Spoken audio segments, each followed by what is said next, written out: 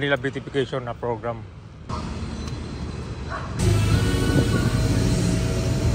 Ito ang itsura noon nung hindi pa na-develop itong bangketa sa Meldo National. Dito lang yan sa harap ng Manila Post Office. Pero ngayon, tingnan mo, ito po yung part ng Manila Beautification Program na Pato na Yorme. Isa rin itong pasyalan after Pasig River Esplanade at itong Jones Bridge. So, isa sa picture natin ngayon kabayan, ito yung part ng Manila Beautification Program. Yan po yung Plaza Yuchengco. Yan ay na-inaugurate noong panahon ni Yorme. Ito yung magandang pedestrian park. So after nyo mamasyal dito sa Pasig River Esplanade, pwede nyo rin puntahan to. Tara! So noong panahon ni Yorme kabay, marami talaga mga projects ang napagawa dito. Noong unang term niya, 2019 yun. Kasama na tong Jones Bridge. So nagkaroon dito ng project para ma-redevelop. Tinan mo yung Jones Bridge ngayon, nakagandaan nito, na-maintain yung kalinisan. O, di ba? Tinan mo dito. Tapos yung mga gusali na Binondo, unting-unting pinapaganda na rin. Para magmukhang modern. So dito lang yan ha, pagka babaan nyo dito sa Jones Bridge, kanan lang kayo dito. Malapit ito sa Escolta Ferry Station.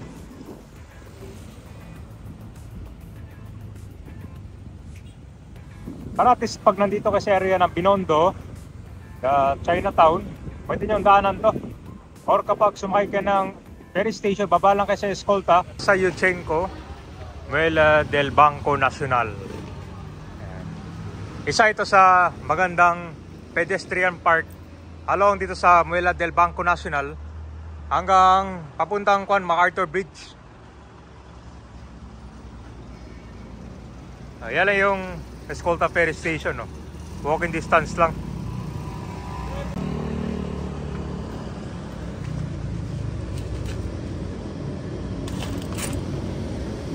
Oh, di ba ang ganda? So best place siya pang kuwan talaga. Pang relax. Tapos ito pala may good news, no? Yung Pasig Ferry, parang kakalunch lang nila yung electric ferry. Malapit na rin magsimula sa biyahe dito. All throughout sa Metro Manila from Escolta papuntang kanyan sa may Guadalupe. Ito marami siyang mga endemic trees saka mga kan dito. Yan. Maraming mga native trees. So doon project of Yuchengco na Manila. Ganda. So ang harap mo nito, ito yung Pasig River Esplanade. Ito kasi tinatanong nila ano daw yung harap dito sa may Pasig River Esplanade. Paano daw sa Binondo? Ano dito, mga puno. Ito yung way pag-promote ng Manila, ito yung Manila Beautification na program.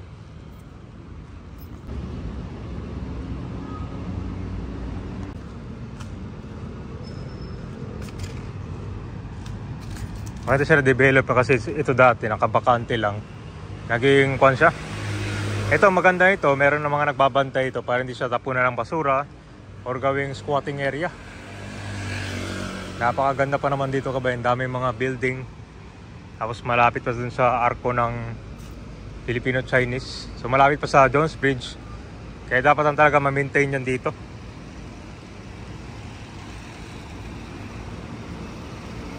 Ito kabayan, ito yung proof po. Inauguration Plaza Yuchengco.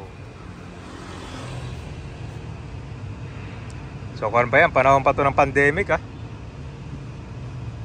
Napahabol to sa project yan si Yorme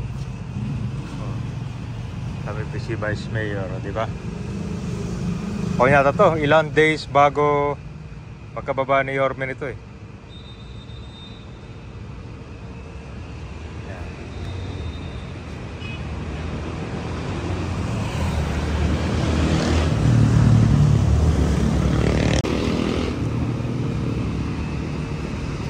Meron na din trash bin.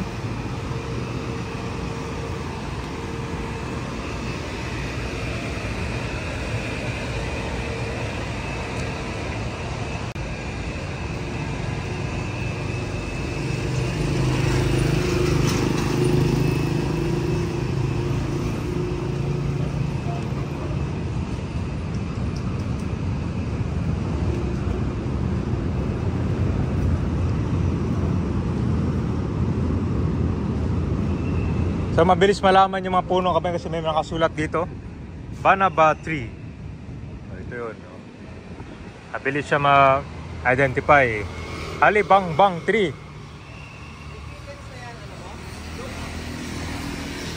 Mabilis siya malaman. Dulo to hanggang dyan sa may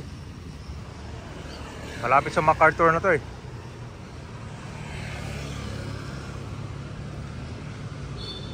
Ganda, at least may maintain talaga dito yun, no? May mga kon dito nag-aayos. Halibangbang.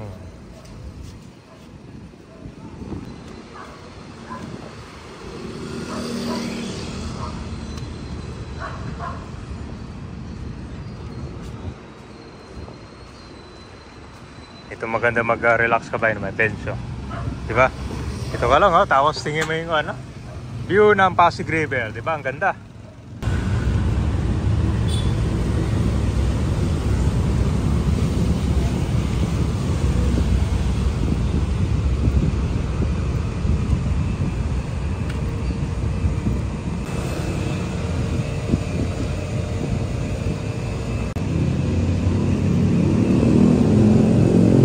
Escolta Street. Magsisimula sa Pasig River hanggang sa Plaza Santa Cruz.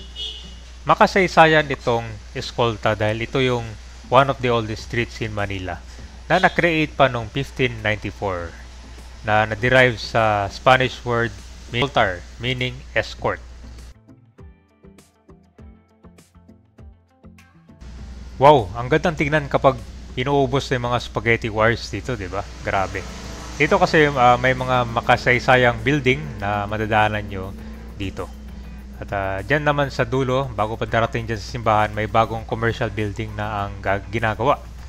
Which is best idea rin to para after nyo pumasyal dito sa Jones Bridge, pwede nyo puntahan dito. Walking distance lang din kung pupunta kayo ng Carriedo, Avenida, Quiapo.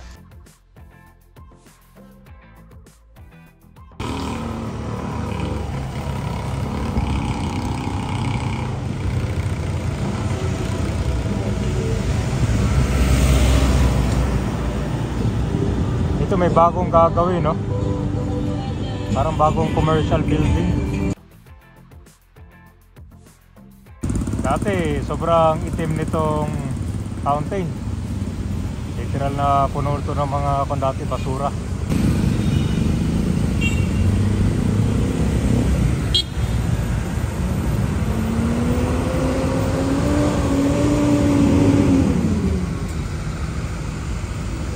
So ito yung papunta ko ng kabayan sa Avenida at saka Carriedo.